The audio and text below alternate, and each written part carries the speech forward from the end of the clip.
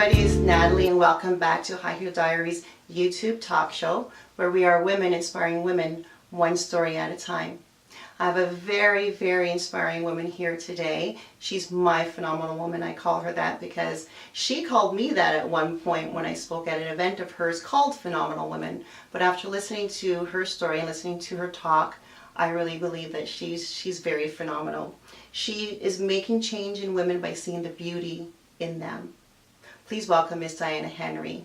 Come on, hi girl. Hello. How are you? I'm good. How are you? Good. Good to see you. Okay.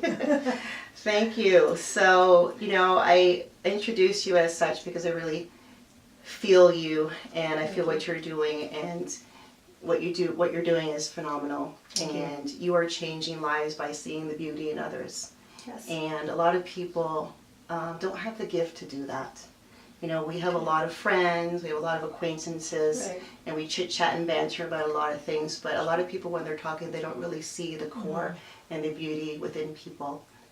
It goes a lot deeper inside than just what we see on the outside. Sure does. And you definitely have had the gift over years to see that in people. And I've had the pleasure of meeting you, and I thank you so much for bringing me to one of your shows to speak. And it was a great time. It was a great show. So first off, I want to start this interview with your model. You have two models. Yes. I believe.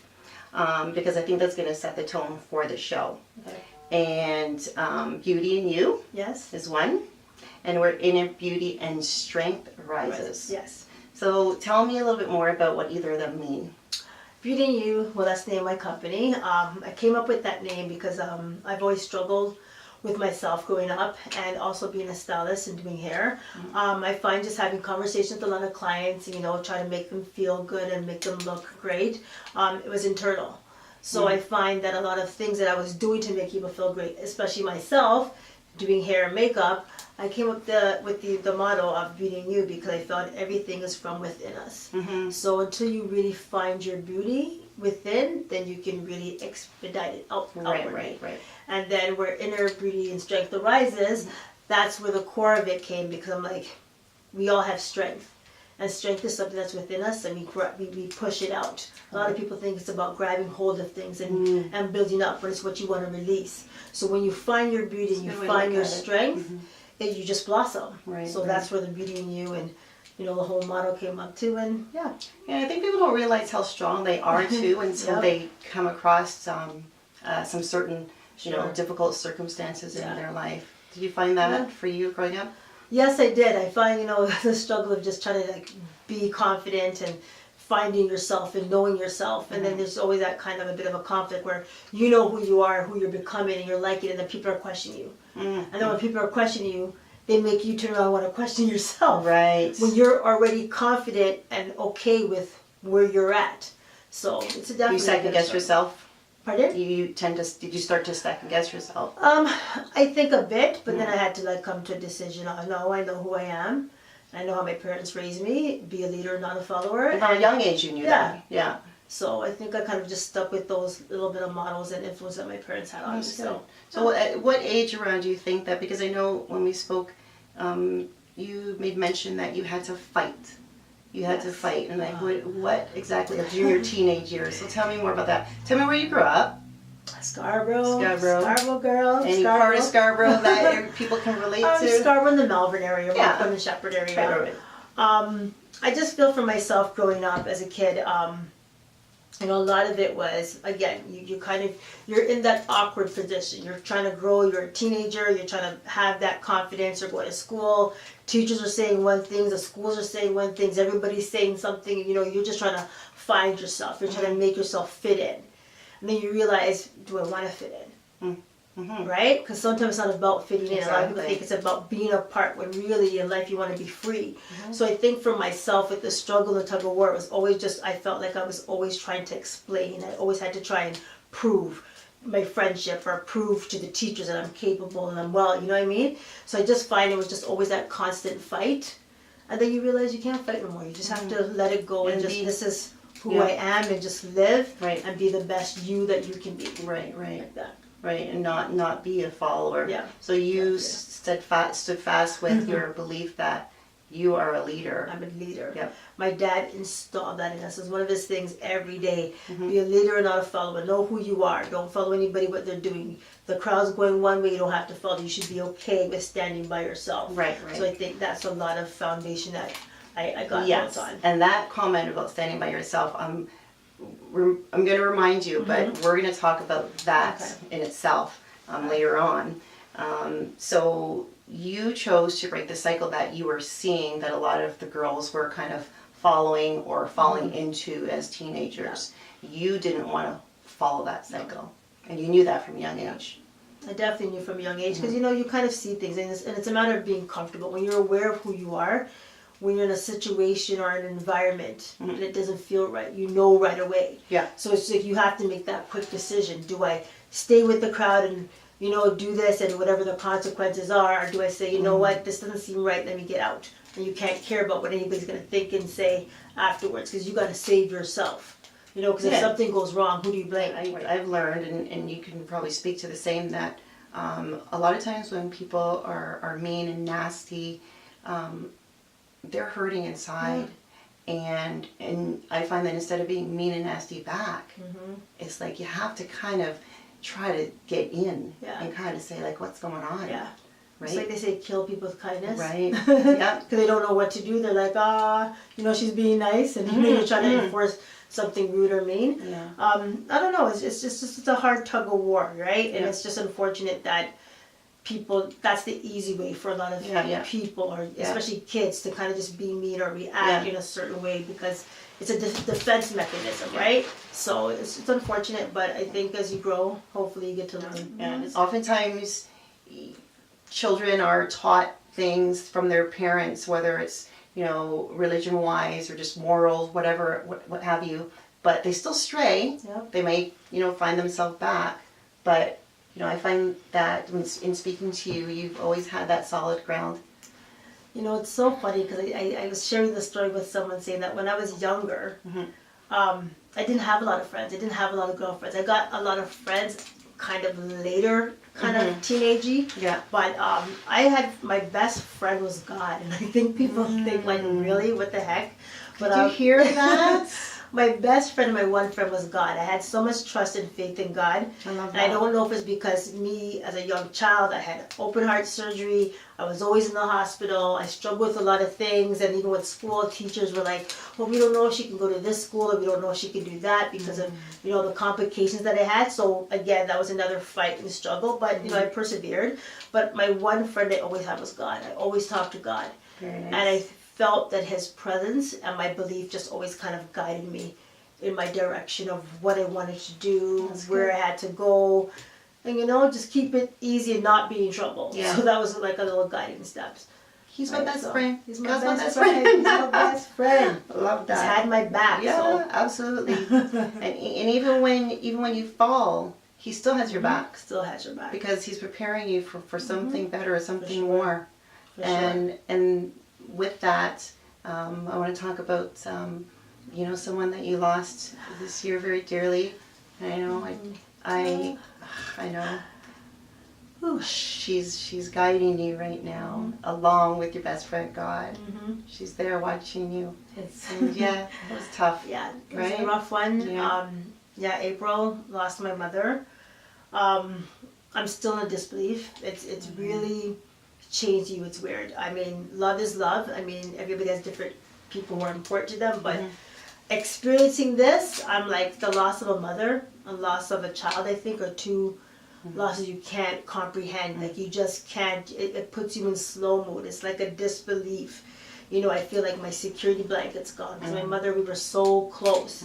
And everything I wanted to do, she was always involved, like even with the hair show and stuff like that. She was always Even there. if she was just sitting there during rehearsal, she was always there. Always there. So, I missed, I used to bug her all the time, and I don't have to have her around to bug her, but I still feel her presence. I think she's around, and she's just been a great influence to me, and I really miss her. And it's funny because I had a dream the other day, and I was dreaming that my mom was sitting down in a chair with God, and they were both watching over me, and I was doing, I don't even know what I was doing, but they were just like, watch out. She not listen. She's just fooling around. Look at her.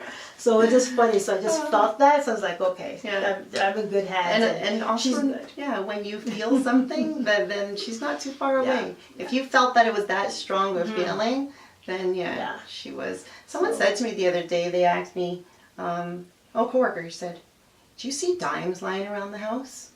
Have you ever heard that? No. Dimes. Dimes, like dimes? Yeah, dimes? not nickels or quarters, but dimes. Has anybody ever heard that? It's supposed to mean that your loved ones are around. Really? And that's a sign of them being there. No. So you know me, when I came home that night, I was like, where the dimes at? Where the dimes? Where's the dimes? Because, I've lost my sister, right? Yeah. So I'm like, I always say, I want to see you. Give me some signs. Yeah. Come visit me, although I'd probably be like oh my goodness, scared. That's But, amazing. yeah, you never forget. You never forget. And the pain never goes away. It just gets easier to bear. Yes. Okay, it's still fresh for you. Yeah. But in my 15 years of mourning Aisha, there's times when I am talking about her where it's just pure laughs and jokes. Right. And there's times when I talk about her and I still tear up. Right, for sure. But I know she wants us to be happy. For sure. She just wants us to be happy because she was such a happy, Person, light-spirited person. She lit up the room. Awesome. So thank you for talking to me about your mother. Mommy. So hair and makeup. Yes. Tell me more. So I remember I always used to see you out before I actually met you. And your hair was always on point. I love long hair too, just because I have a short hair don't mean I don't like long hair. Right. I used to put it in the weave, but I would take it out the next day because it just wasn't me. But you're always so very nicely put together, and I've been to several of your hair and makeup expos, and you're very creative. Talk more about the idea of making people look good on the outside with the hopes that it transcends into inside. Being a hairstylist and makeup artist, it's about, giving people that opportunity to kind of create what they want. A lot of us are scared. So I think that with hair and makeup, it gives us an opportunity to kind of get out of your comfort zone. And we all know I love my wigs and my weaves. That's what I specialize in. But it's nice with just your own hair, whether it's to have a nice sheep cut like what you have that you rock so well. Thank you. Right? But, there's just different things that you can do. And it just always gives people, I think, that boost of confidence when they can kind of be out of their box and like, oh my gosh, he chopped my hair. Oh my gosh, this weave looks good. Love my curls, so it makes people feel good, and when you feel good, you look good, it all works, right? And then you just start walking the different walk because, everything starts to go into be in sync and having that movement because everything's just all in one. So, I always tell people you don't have to do a full face of makeup, right, to look good, to be pretty, because you have to understand the beauty is already there. Right. Makeup just adds some warmth, adds some color. You're already there. The beauty's already there. So it's that final touch. Yeah, just that final. To that beautiful you already.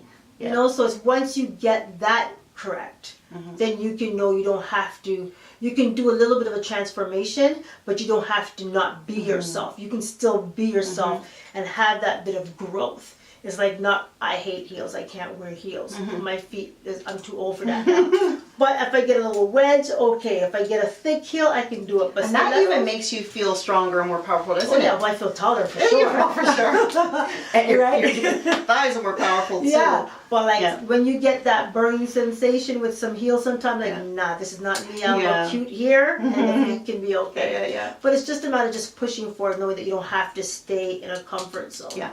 And I find it's a very simple concept, but I think until you really explain it, just get down and dirty with it to some people, then they're like, oh, now I understand. Because when I was doing makeup for Dior, and it's an intimate relationship when you're working on somebody's face, and you get to talk to them, and they start opening up to you. And that was how I started loving speaking with people. For sure. Hence where the life coaching came from and all that, and this. Right. But I find that when they were done, I always kept them away from the mirror. Right. When they were done, I turned them around and they were in awe. Yeah. They were just in so much awe. And I was like, you go with that. Right. You go away, go to your events. And they always came back looking almost the same when they Right. come back to me, because they now saw a different beauty. Right. And they started to work more on their inner beauty. And they got that inspired. Yeah. They get that like Yeah. that bell, that ring Yes. that gets to be turned on. You know. Yeah, So yeah, for it makes sure. a big difference. And same thing with having surgeries or being ill. Yeah. Like when you're down and out and you're in bed, you just feel like crap. Your whole demeanor, you just feel horrible. But as soon as you're able to get up, even just wash your hair, Yeah. put on a little lip gloss, and get out on the so road, you feel you almost so. instinctively feel better. So we're talking about hair and makeup. I want to talk about your shows. Yes. When did you start that, and what made you want to do this beauty thing on a larger scale? A lot of people know you for them, so you obviously have to talk about it. Yes. Well, for me, I always went to Atlanta. I always used to go visit Atlanta. I have girlfriends there, and I went to the Bronner Brothers hair show. What's it called? Bronner Brothers. Okay. They're on their, I think, 65th hair show. So they're big. I'm just like a little fragment of what they do, but that's pretty much kind of where I got the inspiration from. And I was like, there's nothing like this in Toronto. I remember back in the days when I was younger, there was like fashion fair and there was like all these different fashion shows, but there was nothing really on hair. So I said, you know what? Maybe I can try and do something in Toronto. What if people might reciprocate to it and like to see it? So when I went to the hair show in Atlanta, I was like, this is crazy. Like it was like Sky Dome or like Rogers Center, Huge. filled. And I was like, why are these people with all of these things? And there was just pure giveaways and product and hair stuff and lashes. I lost my mind. I came back with a suitcase of lashes. Oh, right? Because it's so much cheaper, but it was just yeah. like so much variety and, you know, just creativity that you can do. So I came back from that and I went to film festival, funny enough, watched Eminem. 8 Mile, I think it was 8 Mile, and I went to the film festival, watched it, and at that point in time, I was so inspired. I said, okay, I'm going to do a hair show in Toronto. Right. And I went and got a tattoo with my logo, with my beauty. You do? Really? I do. I went and did that, and I booked the show. And I kept talking about it. My sister was like, you've been talking about this for so long. So you got the tattoo before your show? So got the tattoo. So you were invested I in this. I had to do it. And nobody believed me. My sister was such a pusher. She's like, if I hear about this one more time and you don't do a show, I don't want to ever hear about it. So I had to. So I went and I booked a venue. And I went to my family, okay, I'm going to do a hair show. It's the state, and I need everybody's help. Yes. Because I had no idea what I was doing. Good. But I did it, and I'm heading on my 10 years, and basically it was to promote myself as a stylist and my creativity. Right. And I did it the first show, missed my first show. What do you mean you missed your first show? I missed my first show. You missed being there? I was the only hair. Fill me in here. Because you know when you're doing something and it's your baby, you're trying to go, you want people involved, but you don't, but then you feel like people might try to rob and take your stuff and idea. Yeah. So I did every model. I had 25 models. Oh, I see. So you were late. So I was late. I did all the models' hair and makeup, which it worked. That was great. And let me tell you, how I pushed to do this show is because when I got into the hall, because we were beside the hotel and the restaurant, the hall was together. And as soon as I walked in, I missed the show because they're like, you gotta get over here. And I walked in, and there was all these girls, and everybody was dressed up, women, men, dressed up, hair done, everything. And they were on the phone, because this is the first time now that I actually had a breathing moment from just going. Yeah, I know. And all these, and all these people were in the hallway saying, "Oh my gosh, the show's so good. We didn't waste our money. This girl's creative. She's awesome." And when I started hearing that, I just started bawling, and they're calling me to go on stage, and I'm crying because I didn't get to see the show, but the feedback that nobody knew who I was were talking about me, and I was like, oh my gosh, I did something good, I did something right. So that's what kind of pushed me, and I said, okay, people were like, they wanted it, they liked the creativity, and then from that, moving forward, I just tried to get other hairstylists and makeup artists involved. We try to do this big thing every year, and it's going, and I'm going on 10 years. 10 years this year. So, and 2019 will be 10 years. Yes, 2019 will be 10. And do you have a name for it? Each year you have a name, like a theme. You don't have to say it if you don't know yet. No, we can say it. Okay. We can say it. Are we hearing it for the first time? You're hearing it for the first time. For the first time. Because I believe in inspiration, I'm calling year 10 virtuous woman. So I just feel with us as women and just where we're coming from, and a lot of us are just soul sisters and we just manifest so many things. I'm doing virtuous woman. I love that. Yeah. I love So that. it's going to be And crazy. especially, you probably feel that's a fitting title now more Yes. so at the age that you're at. Yes, for sure. Right? And even like me too, like I feel like I know so much. Yes, the growth. And nobody could tell me, well, maybe my mother, that I don't know what I'm talking about, right? That's wonderful. And some other visions that you had, and I know that you've put them into place. I love my flaws. That's a motivational keynote that you do at schools for you. Yes. So I do that at some community centers and some programs, but I am in a few schools where I mentor young women about loving their flaws. Because I find we as women, we always tend to want to, focus on the things that we dislike as opposed to try to embrace it. Yes. So I came up with the I love my flaws because you got to just love everything about yourself.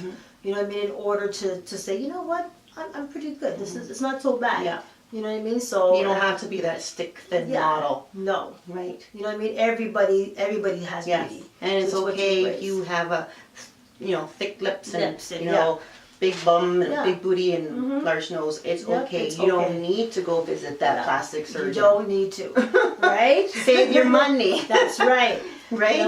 You know? So, and as you are a certified life coach. Yes. Okay. Yes. Right. I am. So you knew that is the education that you get. There's no better education than your own personal experience. So Sure. first and foremost, I believe that. Yeah. But when you go to become accredited as a certified life coach, it's almost like a lesson for you. Yeah. Because I found when I took my course, I learned some things in that time period that I didn't know. And I'm like, okay. I thought I was already ready to start coaching others, but I realized that I had a little bit more work to do on myself. And it's funny how things fall in perspective and how nothing happens before it's time. And I was just saying to somebody the other day, like, someone said, Dan, I give up, I quit. And I was like, you can't. Like, you're in the struggle. You have to remember that saying, without a struggle, no progress. So when you're struggling, you're down and out. That is things manifesting for the better. Say that loud and clear so I can hear you one more time. That's things manifesting. Without a struggle, no progress. You have to go through the struggle. If everything is always okay, something's wrong. Because in order to have growth, you have to go through things. You know what I mean? You have to get rid of things. You have to have a breakthrough. You took take the words out of my mouth.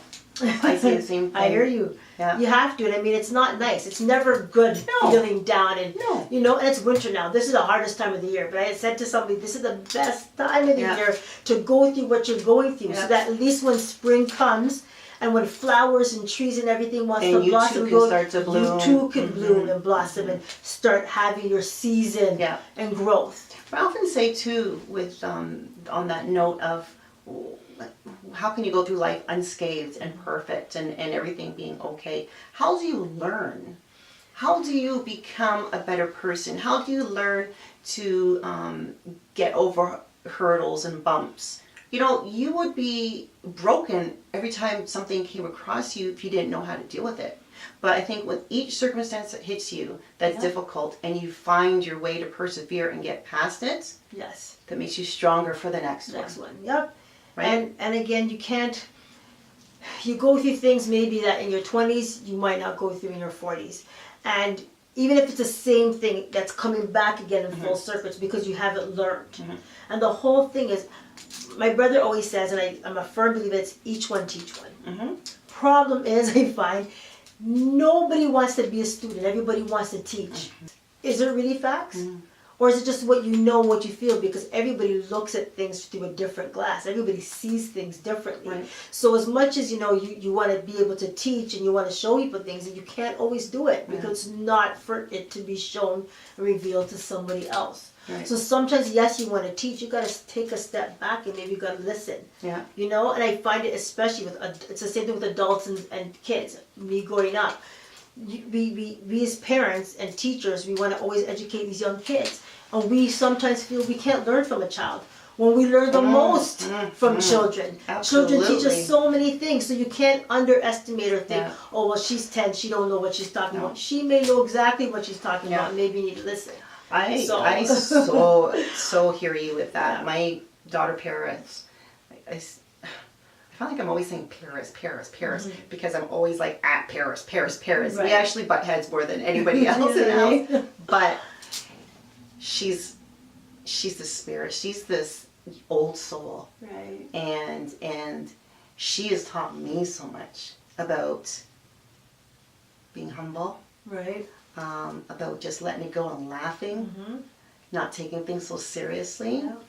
And yes, she's 13, so most 13-year-olds are like that, but she shows you that in a different way. Yeah.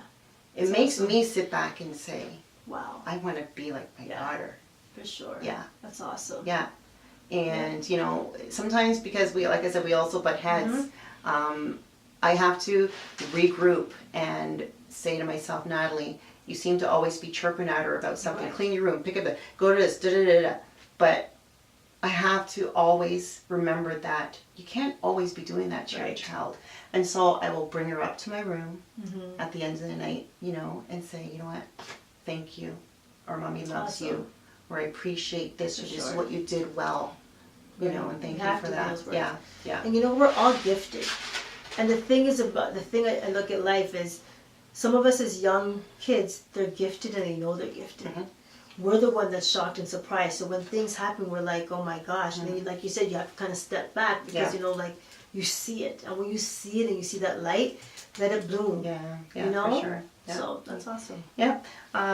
We were talking about young kids. I want to now talk about an older gentleman, co-worker, an ex-co-worker of yours, used to always say to you, I'm going to just read the quote. Okay. Always take care of your needs, Yes. then you will always have money for your wants. Yes.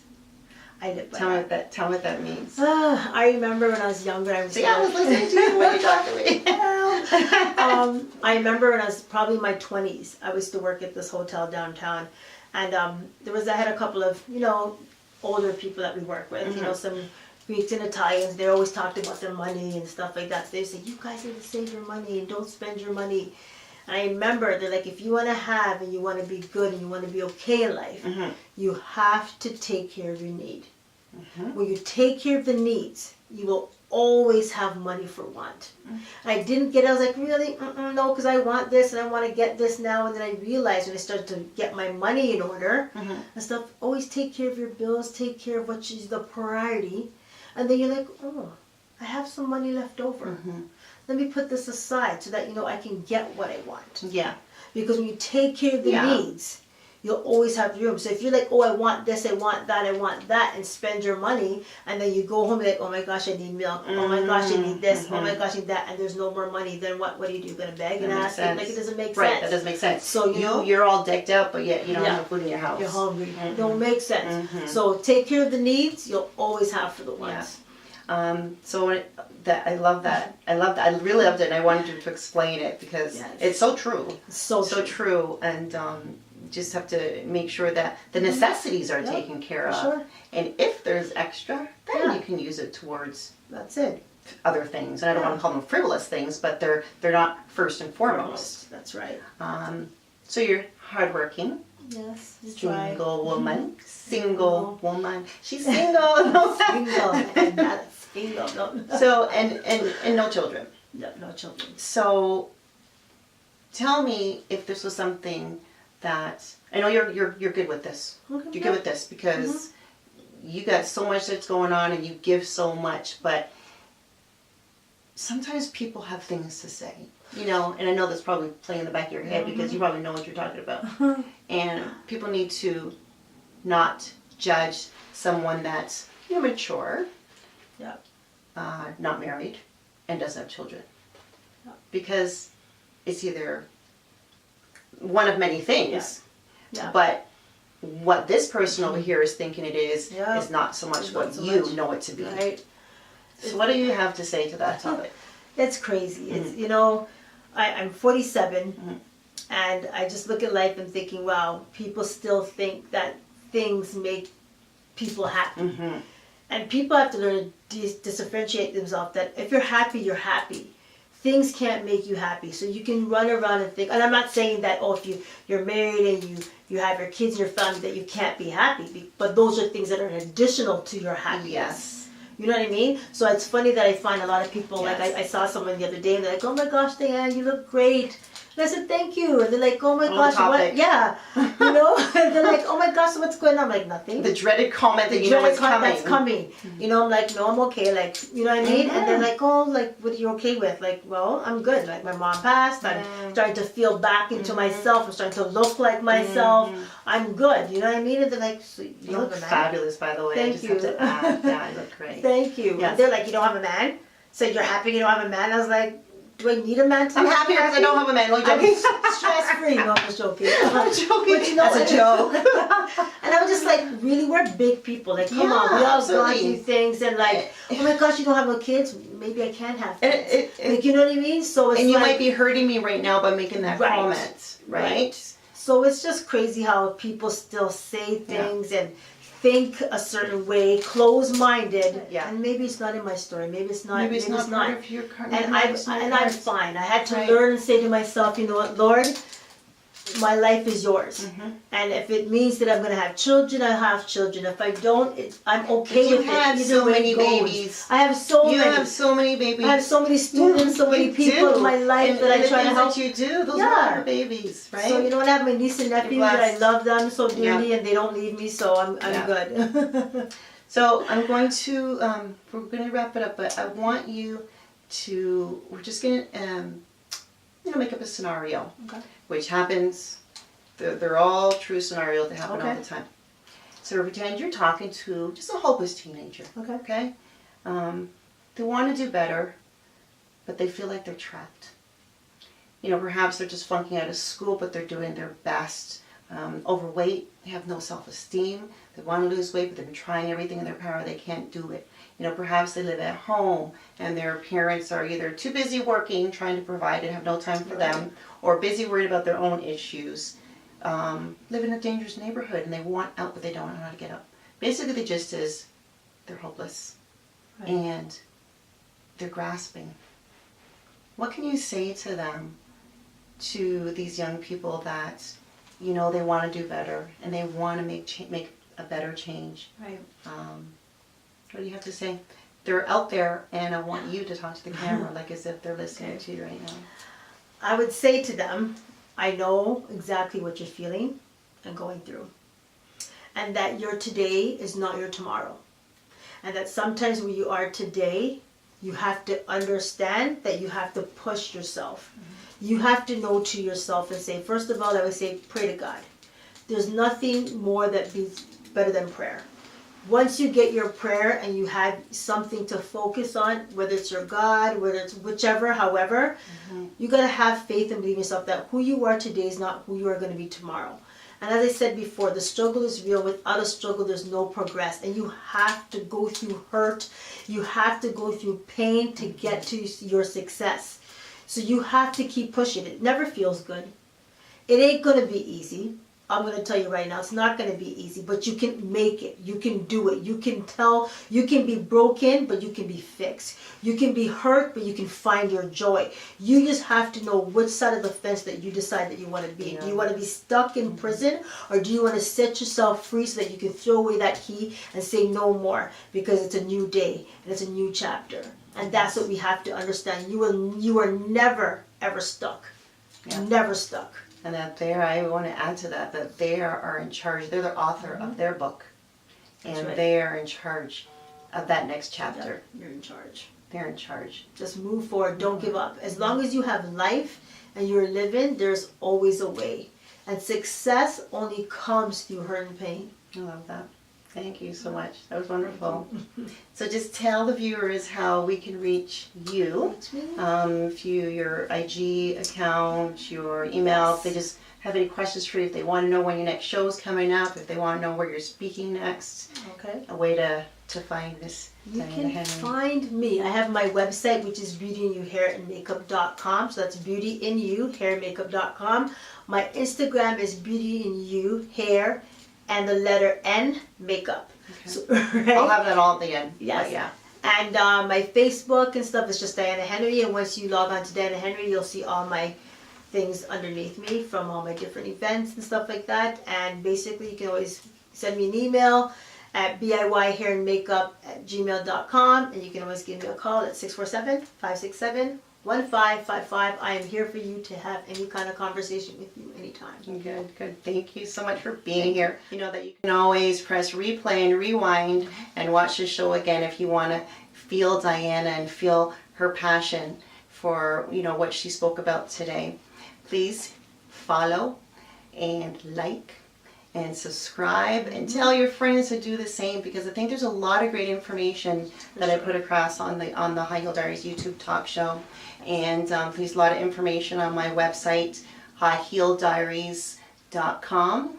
And you can find me on Instagram, Twitter, Facebook, and of course, like I said, on my website.